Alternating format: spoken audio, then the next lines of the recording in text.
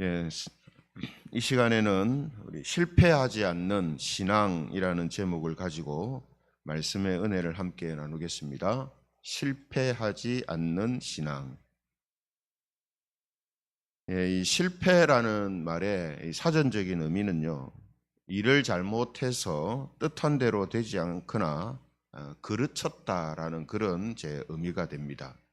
그러니까 일에 대하여서 근원적으로 잘못되고 그르친 것을 실패했다, 이렇게 표현을 하는 것이죠.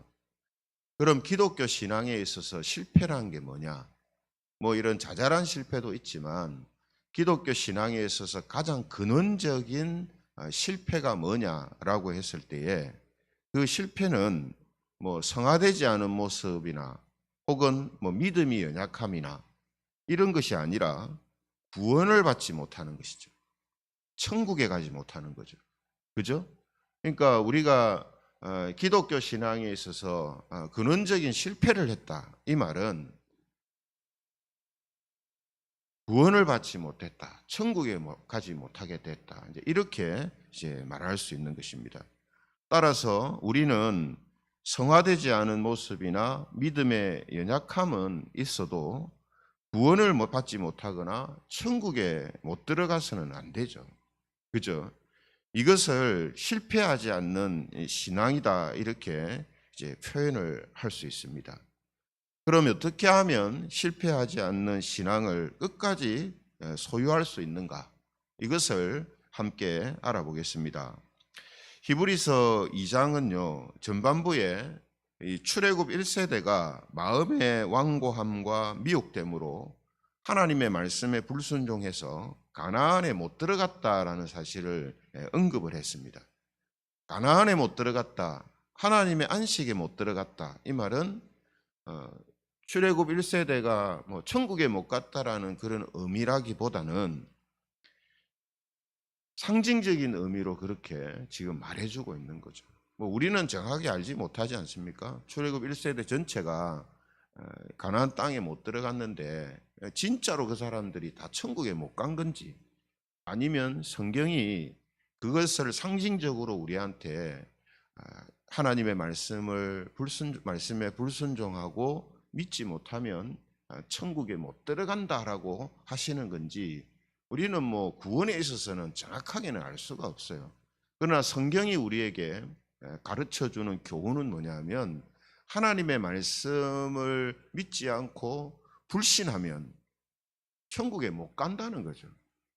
그죠? 이 사실은 분명합니다. 그래서 오늘 본문 2장 후반부에 보면 역시 출애굽 1세대를 다시 언급하면서 너희는 그들처럼 되지 않도록 조심해라 라고 경고를 하고 있습니다. 12절 하반절에 보면요, 이런 말씀을 하죠. 12절 하반절에 보면 살아계신 하나님에게서 떨어질까 조심할 것이요, 이렇게 이야기합니다. 하나님한테 떨어진다는 말은 뭡니까? 천국에 못 간다는 거죠. 또 19절에 보면은 19절의 하반절에도 보면 뭐라고 되어 있습니까? 능히 들어가지 못한 것이라, 이렇게 되어 있습니다. 예, 천국에 들어가지 못한 게 된 거라는 거죠. 이처럼 하나님에게서 떨어지고 하나님의 안식에 능히 들어가지 못하게 된 이유를 또다시 오늘 본문에서 언급을 합니다. 왜 이렇게 자꾸 반복하겠습니까? 이 부분이 중요하기 때문이고 이 부분에서 실패하는 사람들이 있기 때문이죠. 그죠? 그래서 12절에 보면요, 이렇게 이야기를 합니다. 우리 12절 같이 한번 읽어보겠습니다. 12절 시작.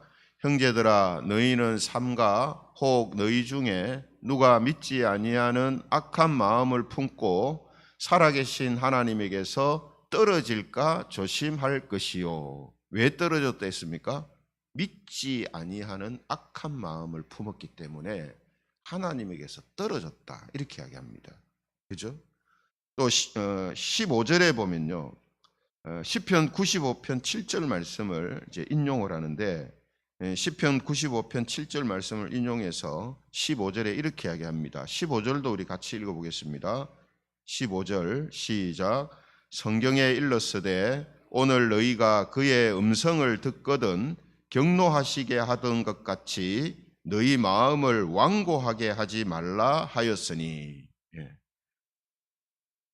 마음을 완고하게 했던 이유가 뭡니까? 음성을 들었을 때 불순종했기 때문이죠. 그죠? 또 19절에도 보면은 뭐라고 합니까? 19절 이로보건대 그들이 믿지 아니함으로 능히 들어가지 못한 것이라. 안 믿었기 때문에, 불신했기 때문에 하나님의 안식에 못 들어갔다는 거예요. 그러니까 방금 읽은 구절을 우리가 종합해 보면은 왜 하나님의 나라에 못 들어가느냐, 왜 구원받지 못하느냐, 하나님의 말씀에 불순종하고 하나님의 말씀을 불신했기 때문에. 그죠? 그래서 못 들어가게 된 거라 이렇게 이제 말씀하고 있습니다. 이런 불순종과 불신이 생기지 않기 위해서 오늘날 우리는 어떻게 해야 된다고 합니까? 성령님이 말씀해 주시는 것을 믿고 순종하라라고 말씀합니다. 이게 당연한 교훈이죠. 그죠? 출애굽 1세대처럼 말씀을 불신하고 불순종함으로 가나안 땅에 못 들어갔다면 하나님의 말씀을 불신하고 불순종하지 않아야 되죠. 천국에 가기 위해서는. 실패하지 않는 신앙을 위해서는 하나님의 말씀을 듣고 믿고 순종해야 됩니다. 그래서 이 부분을 우리에게 교훈하는 것이죠. 그러면 여러분 좀 더 구체적으로 들어갈까요? 성령님이 말씀해 주시는 게 뭘까? 예? 그죠? 성령의 음성을 듣거든 불순종함으로 그분을 경노하게 하지 마라 이렇게 했잖아요. 그럼 성령님이 우리에게 말씀해 주시는 것이 뭐냐는 거죠. 그걸 오늘 14절에 보면요 이렇게 표현을 합니다. 14절에 보면 우리가 시작할 때에 확신한 것이라고 표현합니다. 그러니까 우리가 기독교 신앙을 처음으로 시작할 때 내가 믿었던 것, 확신했던 것, 그게 뭐냐? 그게 뭐겠습니까? 우리가 1장, 2장을 거쳐서 살펴본 것처럼 예수님은 그리스도시고 우리를 구원하시는 분이시고 하나님의 아들이시다. 이게 기독교 신앙이잖아요. 그죠? 예수님을 믿어야 구원받는다. 이게 기독교 신앙을 처음 시작할 때 우리에게 생기는 믿음이고 확신입니다. 히브리서가 그것을 1장, 2장을 통해서 설명했잖아요. 그죠? 그러므로 성령님이 말씀해 주신 바로 이 부분을 예수님이 그리스도시시고 하나님의 아들 된다는 것을 굳게 뭡니까? 끝까지 견고히 잡으라는 거예요. 왜 이제 이런 말씀을 히브리서가 하고 있냐면요. 예수님이 그리스도다라는 사실을 듣고요. 기독교 신앙을 시작한 유대인 신자들이 있었습니다. 유대인 교인들이. 복음이 제일 처음에 유대인들한테 많이 전해졌으니까 유대인들이 예수님을 믿는 사람들이 많이 생겼을 거 아니겠어요? 근데 이 사람들이 신앙생활을 딱 시작할 때는 예수님이 그리스도시다, 성경이 예언했던 그리스도시다, 그분을 믿어야 우리가 구원을 받는다 하니까 그런갑다 하고 그걸 믿고 기독교 신앙을 시작했단 말이에요. 근데 이 사람들이 기본적으로 가지고 있는 게 유대교 신앙의 바탕이고 자기가 살고 있는 환경 자체가 유대 사회잖아요. 대부분이. 그러니까 자꾸 뭘 듣냐 하면 예수를 믿어갖고 구원받는다는 게 그게 말이 되느냐. 그죠? 그러면서 유대교에서 예전부터 믿어왔었던 천사에 대해서 하나님의 사자는 천사다. 또 예수님이 아무리 뛰어나지만 모세보다 뛰어나. 모세는 우리한테 율법을 주신 사람이고 우리의 지도자다. 이렇게 이야기하는 거예요. 또 여호수아는 우리 조상들을 가나안으로 인도하신 분인데 그 예수가 우리 조상 여호수아보다 크단 말이냐. 이런 이야기들을 이제 자꾸 듣는 거죠. 그러다 보니까 이게 예수가 그리스도라는 게 이게 아닌 것 같다라는 생각을 갖게 되는 거예요. 자기 주변에 다 유대인들이니까. 그래서 히브리서가 지금 이 이야기를 하는 거예요. 구약 성경들을 인용하면서 예수님은 천사보다 우월하시고 모세보다 우월하시고 여호수아와 사람 대제사장보다 우월하신 분이시다 하는 것을 구약 성경을 들어서 히브리서가 설명을 하는 거예요. 누구를 위해서요? 지금 처음 기독교 신앙을 시작했다가 막 지금 흔들리는 사람들 있잖아요. 흔들리는 사람들. 그 사람들을 위해서 지금 이런 이야기를 하는 거거든요. 그런데 여러분, 지금도 이런 일이 일어나고 있습니다. 지금은 우리 주변에 유대인들이 없잖아요. 유대인들이 없는데, 유대인 신자가 없잖아요. 하지만 기독교 신앙을 처음에 가졌지만 미혹을 받는 교인들은 있어요. 그죠? 신앙생활 시작한 교인들이 교회 생활을 시작했다가 교회 안 나오는 이유가 뭡니까? 세상으로 다시 돌아간 거예요. 예? 교회 다니 보니까 이득되는 게 없더라. 예? 예수님 믿어야 천국 간다는데 천국이 있나? 이래서 세상으로 다시 돌아가는 거예요. 아니면은 이단들이 예수가 아니라 우리가 믿는 우리 단체에 와야 된다. 아니면 우리 단체의 교주가 그리스도다. 이래가지고 이단의 미혹을 받아갖고 또 떠나는 거죠. 타 종교로 가는 교인들도 있고요. 그러므로 기독교 신앙을 처음 접할 때 들었던 예수님이 그리스도시며 하나님의 아들이시다라는 사실을 우리가 굳게 믿어야 된다는 거예요.